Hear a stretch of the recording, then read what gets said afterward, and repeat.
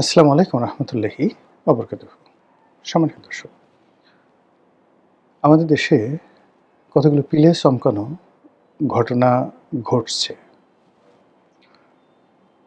এবং অনেকগুলো পিলে চমকানো খবর আমাদের চারিদিকে কিলবিল কিলবিল করছে। অনেকগুলো অশনির সংকেত, মহাবিপদ সংকেত। এগুলো শনির দশা হয়ে উল্কার বেগে আমাদের দিকে ছুটে আসছে। স্বাধীনতা লাভের পর থেকে অর্থাৎ ১৯৭১ সনের ১৬ ডিসেম্বরের পর থেকে আসলে আমাদের অশান্তি নানাভাবে শুরু হয়েছে। ১৬ ডিসেম্বর আমরা স্বাধীন হলাম, কিন্তু যুদ্ধটা হয়েছিল পাকিস্তান আর্মির মধ্যে এবং যৌথ কমান্ড ইস্টার্ন রিজন, পাকিস্তান মানে ভারতীয় আর্মির ইস্টার্ন রিজনের যৌথ কমান্ডের সাথে যুদ্ধ হয়েছিল।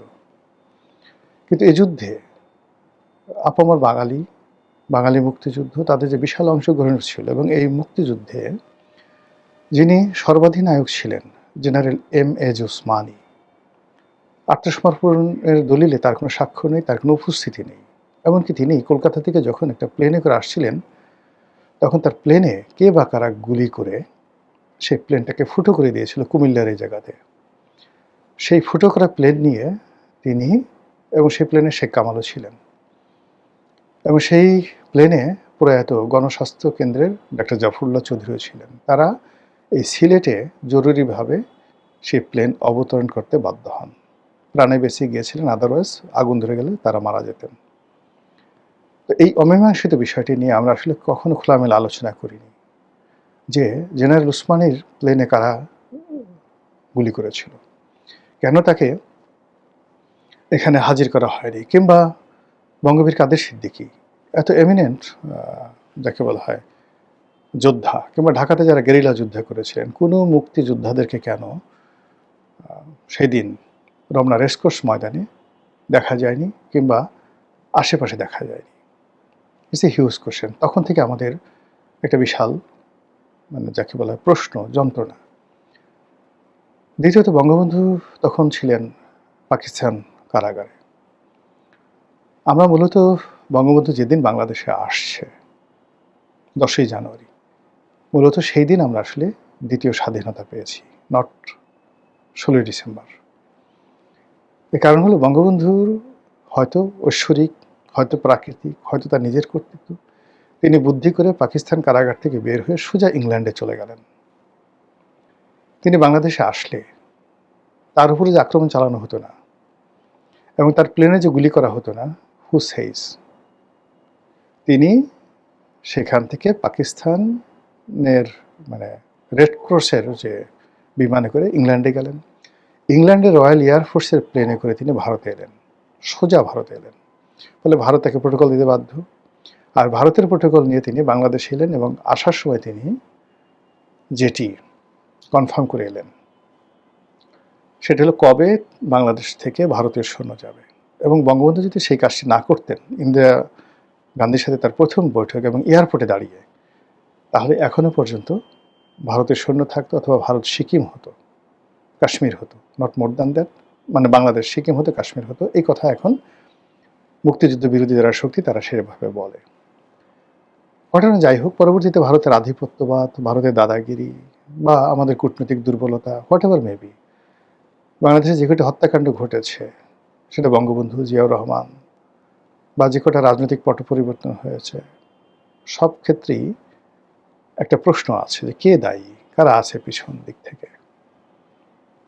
তারপর এই যে স্বাধীনতার এত বছর পর, ৭১ থেকে আজকে 55 বছর, তো এই যে 55 বছর ধরে আমরা বারবার শুধু প্রশ্ন করছি, কি দেখার ছিল কি দেখলাম, কি পাওয়ার ছিল কি পেলাম, কি শোনার ছিল কি শুনলাম। আমরা স্বাধীন হয়েছি তো, হব তো, থাকবে তো, নাকি আবার এরা দখল করে নেবে, কিনে নেবে, তারপর সিকিম বানাবে, কাশ্মীর বানাবে। এই সকল কথা আমাদের 18 কোটি মানুষের মন এবং মননে প্রতিটি মুহূর্তে আতঙ্ক তৈরি করছে। আমরা সত্যিকার অর্থে হয়তো গেরিলা যুদ্ধ করতে পারবো, লড়াই করতে পারবো, নির্যাতিত হতে পারবো, কিন্তু আমরা আসলে ভারতের সাথে কোনোভাবে পারবো না। যেখানে কাশ্মীর পারছে না, পাশে কাশ্মীরের দুটো অংশ, আজাদ কাশ্মীর আর জম্মু কাশ্মীর। তো জম্মু কাশ্মীর ভারতের আন্ডারে আর আজাদ কাশ্মীর পাকিস্তানের আন্ডারে। তো সেই পাকিস্তানের আন্ডারে অন্তত 100 থেকে 200 সশস্ত্র গ্রুপ আছে এই আজাদ কাশ্মীরে যারা বসবাস করে, এবং তারা গিয়ে নিয়মিত জম্মু কাশ্মীরে আক্রমণ চালায়। এবং এই কাশ্মীর নিয়ে একাধিক যুদ্ধ হওয়া সত্ত্বেও জম্মু কাশ্মীরকে এখন পর্যন্ত মুক্ত করা যায়নি। তো সেক্ষেত্রে ধরেন বাংলাদেশ মানে ওই এলাকার যে রিজনটা, সেখানে একদিকে পাকিস্তান আছে, অন্যদিকে ওই কাশ্মীরের আপনি ম্যাপ দেখেন, তো সেখানে যারা আছে তাদের অনেক কিছু করার স্কোপ আছে। পাহাড়ে যাওয়ার স্কোপ আছে, পাকিস্তানে যাওয়ার স্কোপ আছে, তারপরে আরও অনেক কিছু করার স্কোপ আছে। কিন্তু আমাদের কি আছে? ওখানে চীনের একটা গুরুত্বপূর্ণ ভূমিকা আছে। কিন্তু আমাদের এই রিজনে যদি ভারত আধিপত্য দেখায়, মায়ানমার ছাড়া আর বঙ্গোপসাগর ছাড়া আমাদের কোনো উপায় নেই। সুন্দরবনে আমরা যেতে পারবো না। তো কাজেই এই যে আমাদের স্বাধীনতা এবং সার্বভৌমত্ব নিয়ে আমরা কখনোই স্বস্তিতে ছিলাম না, এখনও নেই। অন্যদিকে যেটা হলো, সেই স্বাধীনতার পরে জাসদ সৃষ্টি, জাসদের গণবাহিনীর সৃষ্টি, তাদেরকে ভারত ট্রেনিং দিচ্ছে, অস্ত্র দিয়েছে। পূর্ব বাংলা সর্বহারা পার্টি তৈরি করা, MLM এরকম একটা কি যেন কয়েকটা মানে উগ্রবাদী সংগঠন ছিল। তো এই সবই ভারতের তৈরি বঙ্গবন্ধু সরকারকে চাপে রাখার জন্য। জিয়া রহমানের জামানাতে কমছে, এরশাদের জামানাতে বেশি কমেছে, কিন্তু বঙ্গবন্ধু একদিনও সুন্দরভাবে ঘুমাতে পারেনি। তো এই যে ভারত, সেই ভারত এখন ইতিহাসের সবচেয়ে সুন্দরতম স্থানে আছে। দেয়ার পাওয়ার, দেয়ার মানি, দেয়ার মিলিটারি এফিসিয়েন্সি, অ্যাবিলিটি, সব মিলিয়ে এখন তারা বিশ্বের পরাশক্তি। বলা হয়ে থাকে ষষ্ঠ বিশ্বের, মানে 7 নম্বর না 6 নম্বর পরাশক্তি তারা, চীনের পরেই তাদের অবস্থান। এই পরাশক্তিটি এখন আমাদের চারিদিকে আটকে আছে এবং তাদের সঙ্গে আমাদের সম্পর্ক খুব খারাপ যাচ্ছে। এরই মধ্যে বাংলাদেশে আওয়াজ উঠছে যে বাংলাদেশে 1.5 কোটি হিন্দু আছে। তো এই যে 1.5 কোটি হিন্দু, 1.5 কোটি হিন্দু, তাদেরকে নিয়ে একটি হিন্দু প্রদেশ গঠন করার, এবং পাকিস্তানে কিন্তু ঠিক বঙ্গবন্ধু সেম আওয়াজটা তুলেছিলেন।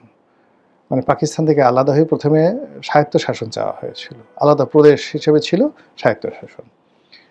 এখন হিন্দুরা বাংলাদেশের ভিতরে বসে একটা প্রদেশ চাচ্ছে, আমরা সবাই ওখানে বসবাস করব। তারপর কদিন পরে তারা চাইবে স্বায়ত্তশাসন।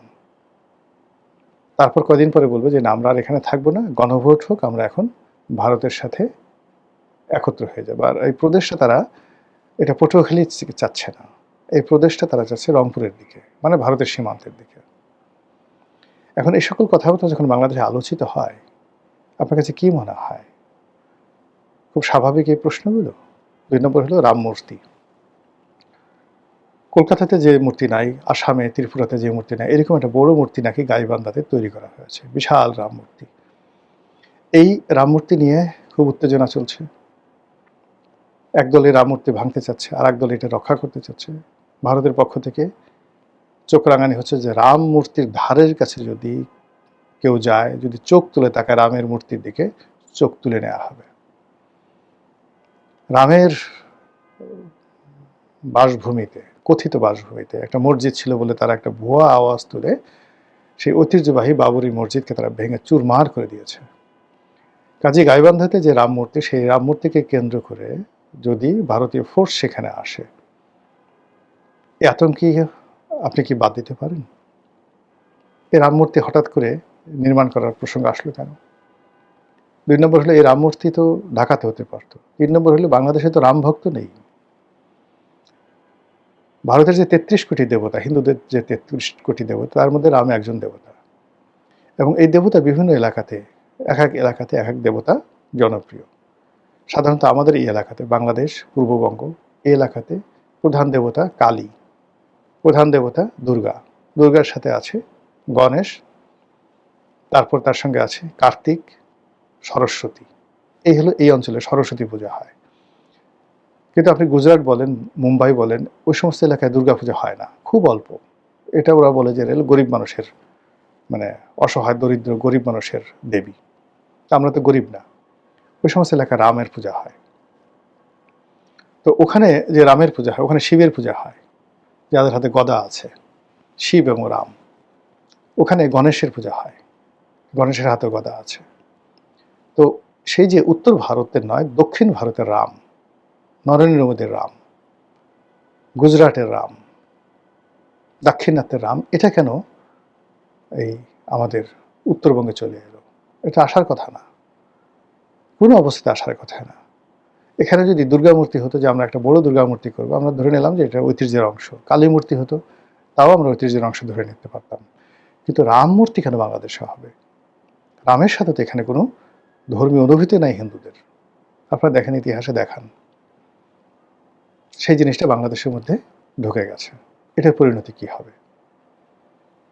৩ নম্বরে যেটা বললাম সেটা হলো যে ভারতীয় বুদ্ধিজীবী, সংবাদপত্র, তারা সবাই এখন প্রস্তাব করছে যে ভারতের শিলিগুড়ি যে চিকেন নেক, এটি ভারতের আজীবনের একটা সমস্যা দূর করা সম্ভব দুইভাবে। এক হলো রংপুর বিভাগ কিনে নেওয়া, $10 বিলিয়ন তারা দাম বলছে, কিনে নেবে তারা। আর দ্বিতীয় হলো যে বাংলাদেশ যদি বিক্রি করতে না চায়, তাহলে এটা দখল করে নিয়ে যাওয়া। এটা ভারতের বুদ্ধিজীবী, যেন বুদ্ধিজীবী না। আমাদের বাংলাদেশে যেমন ডক্টর কামাল রেহমান সুবাহান, অধ্যাপক রেহমান সুবাহান, ওনাদের মতো মানুষ যখন কোনো একটা কথা বলেন, তখন সেটা আর স্বাভাবিক কথা থাকে না। ঠিক এই পর্যায়ের বুদ্ধিজীবী যারা আছেন, তারা এখন এই ধরনের প্রচারণা চালাচ্ছেন। এদিকে বাংলাদেশের প্রায় 6 কোটি লোকের যে রিপ্রেজেন্টেশন যে দলটির হাতে, আওয়ামী লীগ, এবং অন্ধ, এই 6 কোটি লোক, জামাতের লোকজন এভাবে অন্ধ, আওয়ামী লীগের লোকজন এভাবে অন্ধ। শেখ হাসিনা বঙ্গবন্ধু যদি এই নাম নিয়ে তাদেরকে বলা হয় নদীতে ঝাঁপ দাও, পদ্মা পাড়ি দিতে হবে, সাঁতার না জানলেও পদ্মায় ঝাঁপ দিবে। এই 6 কোটি লোকের যারা নেতৃত্ব, পুরো নেতৃত্ব, 90% নেতৃত্ব এখন ভারত তাদের কবজায় রেখেছে। ফলে এই 6 কোটি লোককে দিয়ে বাংলাদেশের যে কোনো রাজনৈতিক অঘটন ঘটানো, যে কোনো পরিস্থিতি পাল্টে দেওয়া, এবং সেই দলের নেত্রী শেখ হাসিনাকে তারা যেভাবে রেখেছে, তাকে দিয়ে যে কোনো ঘটনা ঘটানোর ক্ষমতা দিল্লির আছে। এ গেল ওইদিকে।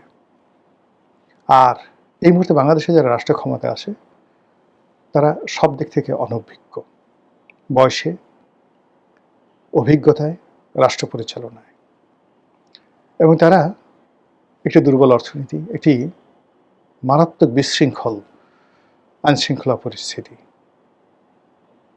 এবং একই সঙ্গে অন্তর্দ্বন্দ্ব, কলহ, বিবাদ, এই সব মিলিয়ে মানে এরকম একটা সরকার, যে সরকারের মতো এরকম দুর্বল সরকার, এমনকি খন্দকার মোশতাকের সরকার দুর্বল বেশি ছিল নাকি ইউনূসের সরকার দুর্বল বেশি ছিল, না তারেক রহমান সাহেবের সরকার বেশি দুর্বল, এগুলো নিয়ে মানুষ আলোচনা করছে। ঠিক সেই অবস্থাতে যখন এরকম ঈশান কোণে একের পর এক দুঃসংবাদ আসছে, একের পর এক অশনি সংকেত আসছে, একের পর এক বাজে কথা আমরা শুনতে বাধ্য হচ্ছি, তখন আলটিমেটলি আমাদের ভাগ্যে কি আছে, তকদিরে কি আছে? কিছু হলো তো, যেহেতু এই দেশে জন্মগ্রহণ করেছি, মুক্তিযুদ্ধকে ভালোবাসি, এদেশের মানুষকে ভালোবাসি, স্বাধীনতা অনুভব করি, এই জন্য খারাপ লাগে। মহান আল্লাহ আমাদের সবাইকে হেদায়েত দান করুন, হেফাজত করুন। আসসালামু আলাইকুম ওয়া রাহমাতুল্লাহি ওয়া বারাকাতুহু।